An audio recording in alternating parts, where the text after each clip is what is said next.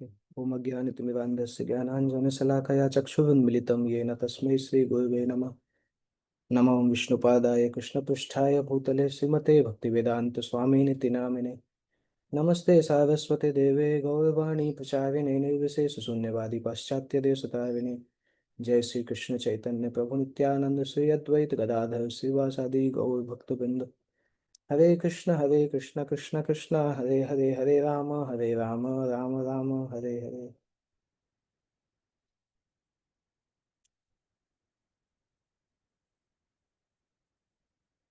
हरे कृष्ण। तो कल हमने 20 श्लोक तक पढ़ा था,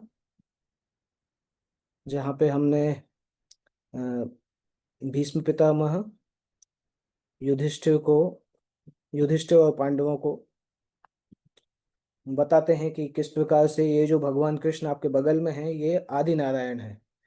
और साथ साथ हमने उसके प्रमाण भी देखे थे, प्रभुपाद जी ने तात्पर्य में बताए थे। उसके बाद भीष्म देव ये भी बताते हैं कि 12 महाजन विशेष रूप से शंकर जी, नारद और कपिल ये भगवान के बारे में गोपनीय जानकारी भी जानते हैं। और फिर युधिष्ठिर को बोला था कि उनको आप अपने ममेरे भाई जैसा मान रहे हो, परंतु वास्तविकता में वो स्वयं आदि नारायण है, सबसे बड़े भगवान है। आप लोग भले ही उनको अपना मित्र, शुभ मंत्री, दूत जैसा मानते हो, परंतु वो उस रूप में कार्य कर रहे हैं आपके प्रेम के लिए, आपके प्रेम के खातिर। उसके बाद 21 नंबर श्लोक जो है उसमें ऐसा वर्णन आता है। सर्वात्मनः समदृशो ये अद्वयस्यानहं कृते तत्कृतं मतिवैषम्यं निर्वध्यस्य न क्वचित्।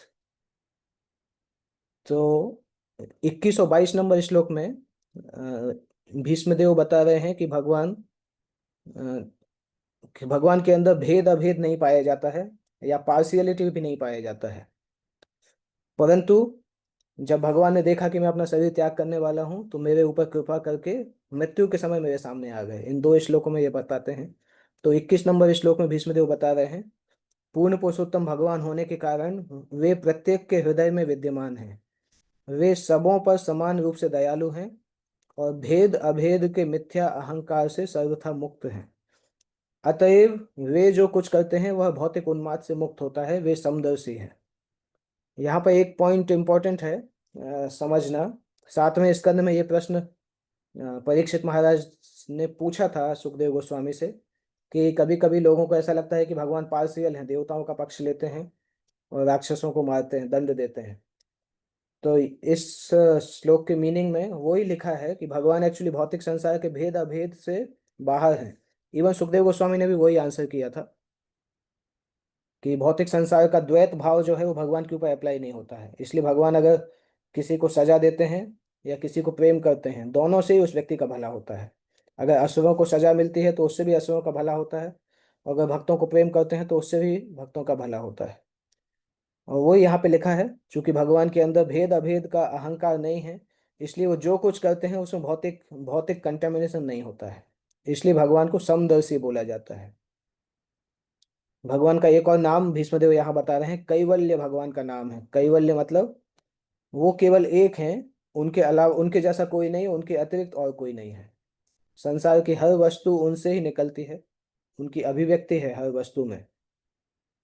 और भगवान संसार में हर जगह उपस्थित भी हैं अपनी शक्तियों के द्वारा।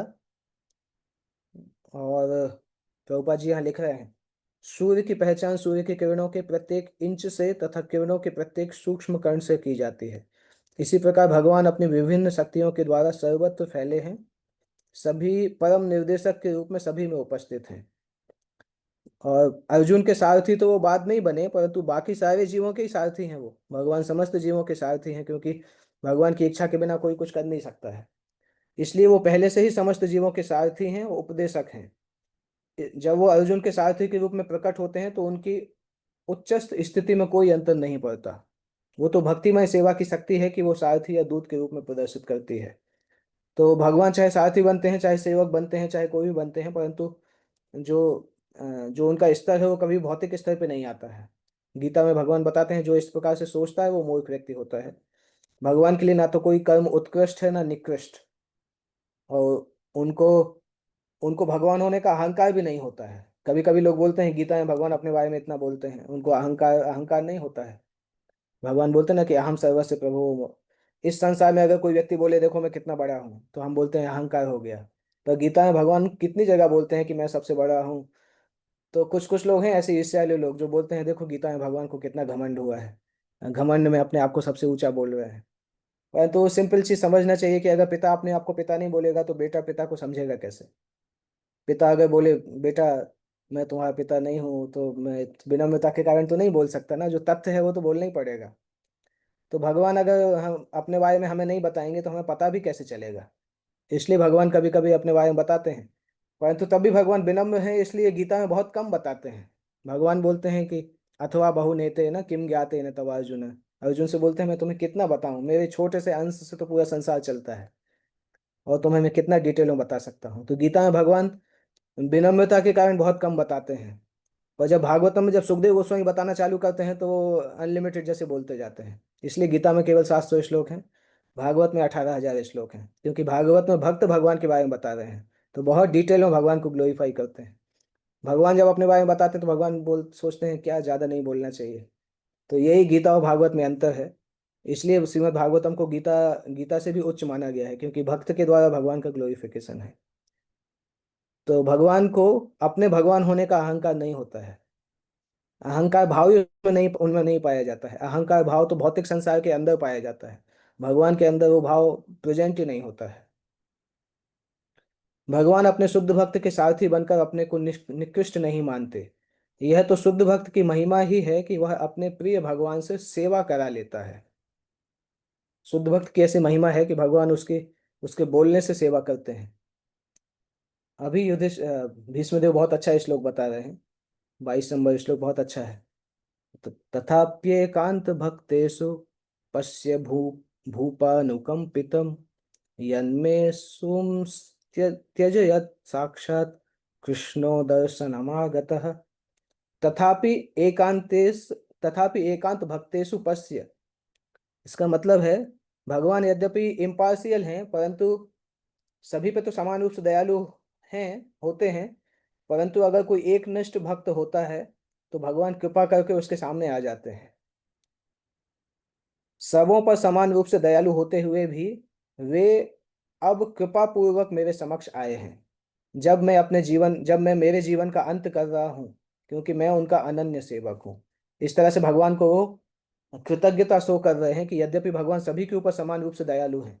ऐसा जरूरी नहीं था कि वो भीष्मदेव के सामने स्वयं प्रकट हों। अगर भगवान को भीष्मदेव को वैकुंठ भेजना ही था तो विष्णु दूतों से बोल सकते थे, विष्णु दूत आके लेके जा सकते थे। परंतु भगवान को आवश्यकता नहीं थी कि भीष्म के सामने ही आए, इसलिए भीष्मदेव कृतज्ञता प्रकट कर रहे हैं कि सभी पर समान रूप से दयालु होते हुए भी वे अब कृपा पूर्वक मेरे समक्ष आए हैं, जब मैं मेरे जीवन का अंत कर रहा हूँ। मेरे जीवन की अंतिम अवस्था में भगवान मेरे सामने अपनी कृपा के द्वारा आए, क्योंकि मैं उनका अनन्य सेवक हूँ। तो प्रभुपाद जी अभी गीता का ये कॉन्सेप्ट बता रहे हैं कि यद्यपि भगवान श्री कृष्ण समदर्शी हैं तो भी अपने अनन्य भक्तों के प्रति वो विशेष दयालु रहते हैं, क्योंकि भक्तगण उन्हीं को अपना रक्षक तथा स्वामी मानकर पूर्ण रूपेण उनके शरणागत होते हैं।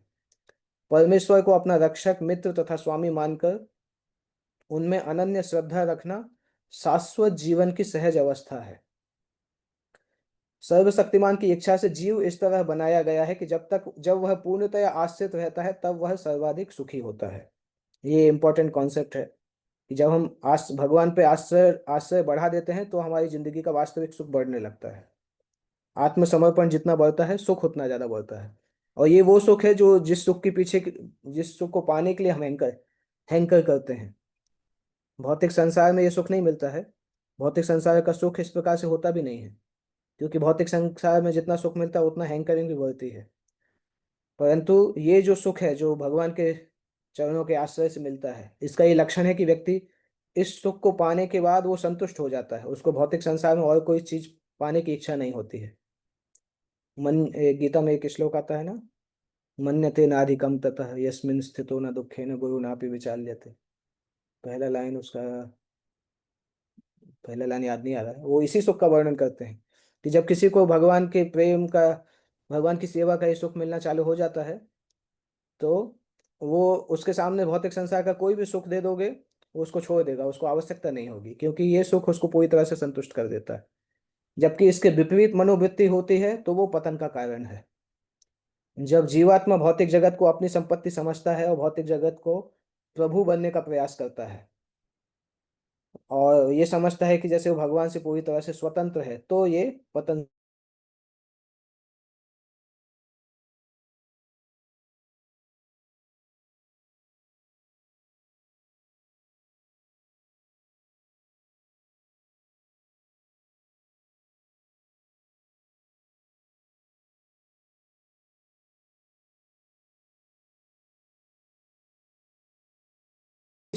उस तरह से देखा जाए तब भी भीष्म ऐसा बोल रहे हैं, किंतु भीष्म से तो उनका कोई ऐसा संबंध ना था। इसलिए भीष्म से भगवान का जो आकर्षण था वो आत्मा का घनिष्ठ संबंध था। फिर भी चूंकि शारीरिक संबंध अधिक सुखद तथा स्वाभाविक होता है, इसीलिए भगवान को जब महाराज नंद या यशोदा का पुत्र कहा जाता है या राधा रानी का प्रेमी कहा जाता है, तो वे अधिक प्रसन्न होते हैं। भगवान के साथ इस प्रकार का शारीरिक संबंध होना, भगवान के साथ इस प्रकार का शारीरिक संबंध होना भी भगवान की प्रेममयी सेवा के आदान प्रदान का एक और लक्षण है। भीष्मदेव इस दिव्य भाव की मधुरता से अवगत हैं, इसलिए भीष्मदेव यहाँ पर भगवान को विजय सखे बोलते हैं, पार्थ सखे बोलते हैं, क्योंकि उनको पता है कि अगर अर्जुन के मित्र के नाम से भगवान को बुलाएंगे तो भगवान को ज्यादा खुशी मिलती है। तो भगवान के डायरेक्ट नाम की बजाय अगर उनको यशोदा नंदन, नंद नंदन ऐसे बोलते हैं तो भगवान कृष्ण और ज्यादा सुखी होते हैं। इसलिए प्रभुपाद जी विग्रहों का जब नाम देते थे तो राधा का नाम साथ में लगाते थे, क्योंकि राधा का नाम साथ में जब रहता है तो कृष्ण बहुत प्रसन्न रहते हैं। इसलिए वो भगवान को विजय सखे, पार्थ सखे कहकर संबोधित करते हैं, ठीक वैसे ही जैसे उन्हें नंद नंदन या यशोदा नंदन कहा जाता है। भगवान से दिव्य मधुर संबंध स्थापित करने का सबसे अच्छा तरीका यह है कि मान्य भक्तों के माध्यम से उन तक पहुंचा जाए। मनुष्य को चाहिए कि उनसे सीधे संपर्क स्थापित ना करे, अपितु किसी माध्यम के द्वारा उन तक पहुंचे जो पारदर्शी तथा सही पथ पर ले जाने में समर्थ हो। ये इंपॉर्टेंट कॉन्सेप्ट है। भगवान को अप्रोच करने का सबसे सेफ तरीका होता है भक्तों के द्वारा जाना। जैसे जब इंद्रदेव ने भगवान के लिए अपराध किया था, तो इंद्रदेव खुद साथ सामने नहीं जा पा रहे थे, परंतु सुरभि गाय का पूंछ पकड़ के गए थे, और जब भगवान सुरभि गाय को देख के सुरभि गाय के ऊपर हाथ फेरने लगते हैं, उनसे उनसे प्रेम करने लगते हैं, तब फिर पीछे से विदुर निकल ये इंद्र निकल के आते हैं। तो भगवान को अप्रोच करने का सबसे सेफ तरीका होता है भक्तों के द्वारा।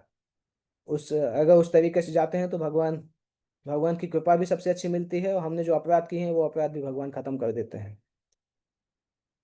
अगले श्लोक में भीष्मदेव बता रहे हैं कि भगवान जिसके सामने आते हैं और मृत्यु के समय जिसके सामने आते हैं, उसके सारे कष्टों को, सारे कर्म फलों को खत्म कर देते हैं।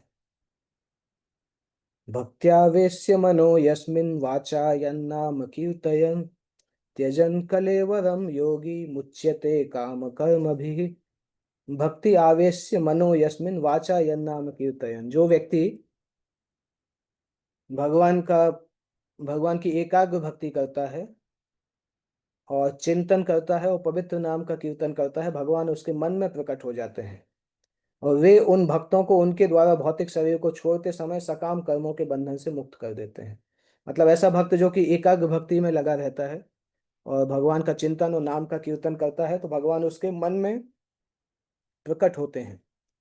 और ऐसे भक्त को मुच्यंते काम कर्म भी, जब वो भक्त शरीर त्यागने का समय आता है, उस समय भगवान उसको सारे कर्मों के बंधन से मुक्त कर देते हैं।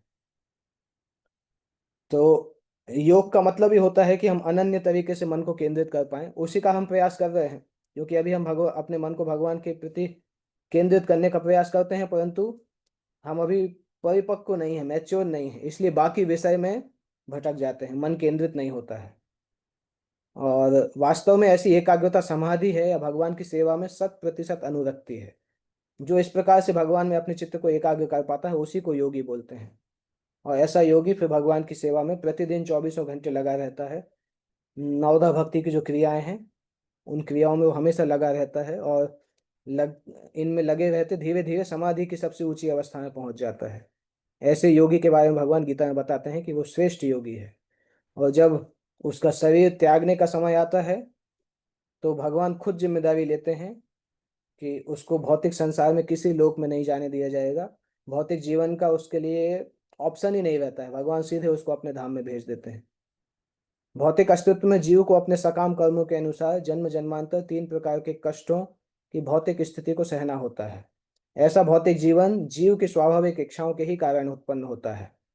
भगवान की भक्तिमय सेवा से जीव की स्वाभाविक इच्छाओं को मारा नहीं जाता, अपितु वो भक्तिमय सेवा के सही कार्य में लगाई जाती हैं। इससे इच्छाओं के वैकुंठ में अंतरित होने की योग्यता आ जाती है।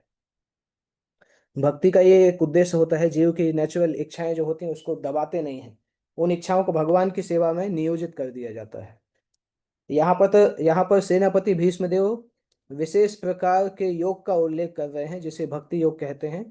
और वे भाग्यशाली थे कि भौतिक शरीर को त्यागने के पूर्व अपने समक्ष भगवान को साक्षात उपस्थित देख रहे थे। अतएव अगले श्लोकों में उन्होंने इच्छा व्यक्त की है कि भगवान उनकी दृष्टि के समक्ष ही बने रहें। इस प्रकार से भीष्मदेव भगवान से प्रार्थना कर रहे हैं। अगला जस्ट नेक्स्ट श्लोक में ही आते हैं कि भगवान आप तब तक यहाँ पर प्रतीक्षा करें जब तक मैं अपना भौतिक शरीर छोड़ ना दूं। अगले श्लोक में ही भगवान ये भीष्मदेव ये इस प्रकार से वर्णन कर रहे हैं। ओके, तो आज हम यहाँ तक ही करते हैं, फिर नेक्स्ट क्लास में हम 24 नंबर श्लोक से स्टार्ट करेंगे। श्रीमद् भागवतम की जय, जगत गुरु श्रीमद् प्रभुपाद की जय।